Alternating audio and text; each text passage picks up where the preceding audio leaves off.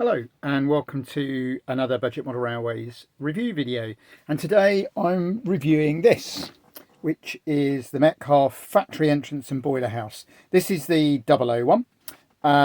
Obviously it's also available in N. I was really excited to actually get to build this, and firstly I should say thank you to Metcalfe Models, who did supply the model for me to review, but that doesn't have an impact obviously on what I say about the buildings.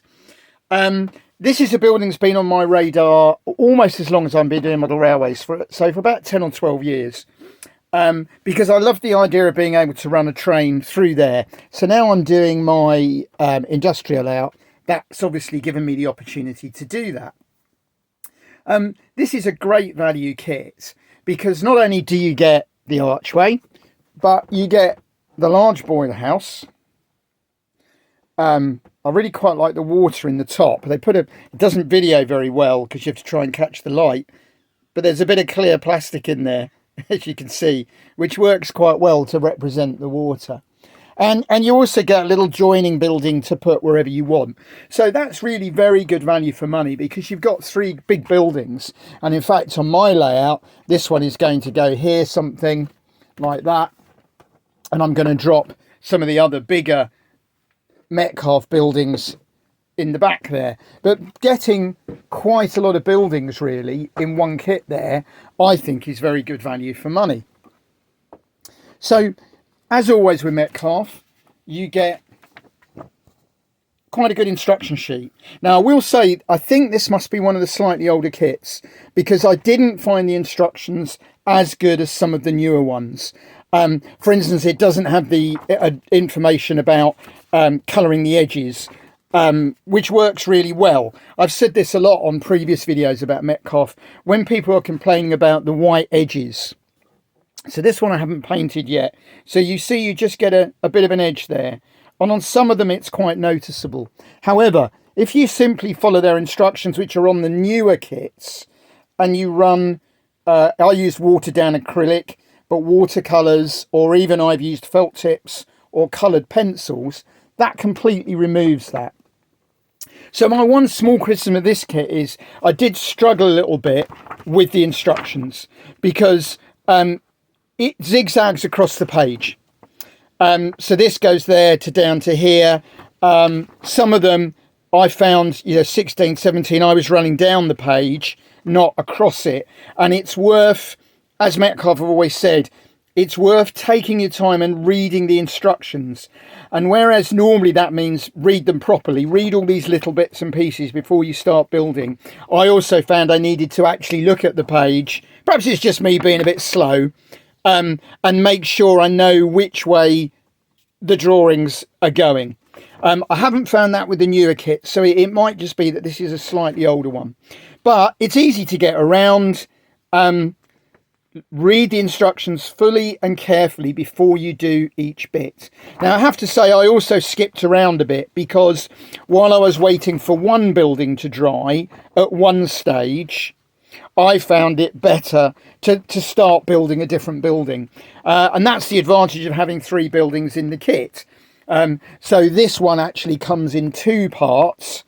And what I found is while that was drying enough that I could build, I built that little building. Now you don't really need very much to build a Metcalfe kit. I would get the glue applicators. Metcalfe make their own. You can also get them from Hobbycraft and people like that. Without them it's really quite messy to make because you need quite small amounts of PVA. Personally, I don't use the very expensive PVAs. I get it by the gallon or the 5 litre, in fact, from Screwfix. Because I do a lot of modelling. But of course, if you like, then the very expensive modelling glues are exceptional. I use a bit of Yoo-hoo because it's useful for sticking the clear plastic and so on onto the cardboard. You could use a cheap super glue as well, which I have done from time to time. And then really you're only needing a sharp craft knife and some scissors. And that's why I've always said that I think the Metcalfe kits are particularly good for beginners, because you get to build a very reasonable looking, acceptable building, but you don't need to rush out and buy a lot of tools and equipment. The thing is with plastic buildings, as good as they look, if you haven't already got them, you often need 4 or 5 paints. Well, if you've got to buy 4 or 5 paints at about £3 a pot, although I have found artist acrylics much cheaper, you're ramping the cost of the kit up, which you don't have with Metcalfe. Now, I do use a few extra things that I have. I find clips very useful for holding bits of when you fold 2 pieces over and so on, or holding the edge of a building together. And I've also got some old loco weights that I use to hold things down while I'm gluing, but they're not essential. And I would say be careful when you're using things like clips. See if I can find it here. No, thankfully it got hidden around the back of the building, but I used a clip and it had glue on it and it took the finish off the building, fortunately in a place that didn't show. Another little thing I did, this is quite a big window and it would show a bit of light, and I just put a bit of black card inside about 2 centimetres back. And you could do that, for instance, inside this building. If being able to see right through bothers you, then simply put some dark card in there. So I've had comments, people saying they don't think the roofs are very realistic on Metcalfe buildings. In fact, if you look at the slates where I live, I won't slow the video now by walking back to my house, but actually if you look at the slate roofs around where I am, there's no obvious 3D effect even on real roofs. Bearing in mind that if you use something like cardboard to make individual tiles, your actual scale tile is about 2 inches thick, when in fact it would only be a fraction of an inch. However, it did occur to me, and I do like using hand-done tiles. I've done them on a few buildings.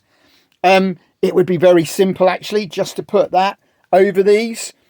So I think that's one thing. If it bothers you, then buy the building and simply do the roofs yourself. Now, I had somebody else comment on an earlier video that the Metcalfe bricks are too even. Well, in fact, that's not quite true. If you look, there's markings and different coloured bricks on this. There's tonal difference. Probably doesn't photograph very well, but particularly on that wall, there's a lot of tonal difference. And I have to say again, having once seen a building, plastic building, with almost every brick picked out in a different colour, and then looked at particularly some modern brick walls, they're all the same colour. So I think sometimes that's a thing that's a bit overdone. Now, while you're doing your edges in here, it's worth bearing in mind, do paint under your roof eaves and the edges of your roofs. And if you wanted to be really fastidious, you could, before you put the windows in, paint the edge of the window to lose the very faint white line. Personally, I'm not too bothered about it. For me, these buildings are going to make an excellent entrance to the layout, and also give me some extra buildings to put in. So I think it's a very good value kit. Even being an older kit, as I say, slightly harder to follow the instructions than one of the newer ones, but not impossible.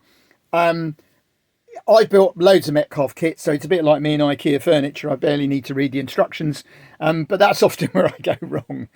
But definitely for anybody, I think you could use these either as a beginner, or if you're a bit more experienced, and you can put a bit more work in and make them really nice buildings. And of course, they cry out to be kit bashed in different ways to produce, you know, different looking buildings relatively simply. In fact, I quite like that. I know you lose the double door, but I quite like that. But it does show you the versatility. So as always with Metcalfe, simple to build, really very cost effective when you get all that in one kit. But do follow the instructions. But I would ignore any of the sort of naysayers who say things about white edges and so on, because that's easy to hide. And this really is a really useful kit. I've seen this done a few times, and it's a great way of doing an entrance to a layout in 00 or N. So another great little kit from Metcalfe. It is one of their older ones, but I think still really useful.